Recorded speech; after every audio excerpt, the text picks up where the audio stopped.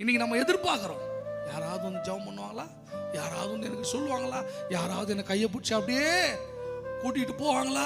எதிர்பார்க்கவே கூடாது. சுகம் கொடுக்க கர்த்தர் ஆயத்தம், சுகத்தை பெற்றுக்கொள்ள இந்த சரீரம் ஆயத்தம். நடுவுல எந்த தடையா இருக்கு, அவிசுவாசம் தடையா இருக்கு, அதை தூக்கி தூரம் போடணும். பிரியமானவர்களே, விசுவாசம் ஒன்றாகவும் வார்த்தை ஒன்றாகவும் இருந்தால் வாழ்க்கை நன்றாக இருக்காது.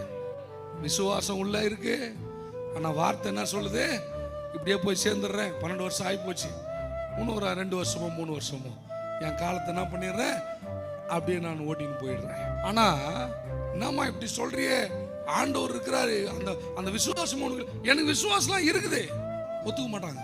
அவங்க என்ன சொன்னாங்க, அவர் வஸ்திரத்தையாகிலும் தொட்டு நான் சுகமாவேன், நான் அப்படியே போய் சேர்ந்துருவேன் அப்படின்ற வார்த்தை அவங்க வாயில வரல. பிரியமானவர்களே, வார்த்தையும் அந்த விசுவாசத்துக்கு ஏற்றதா இருக்க வேண்டும்.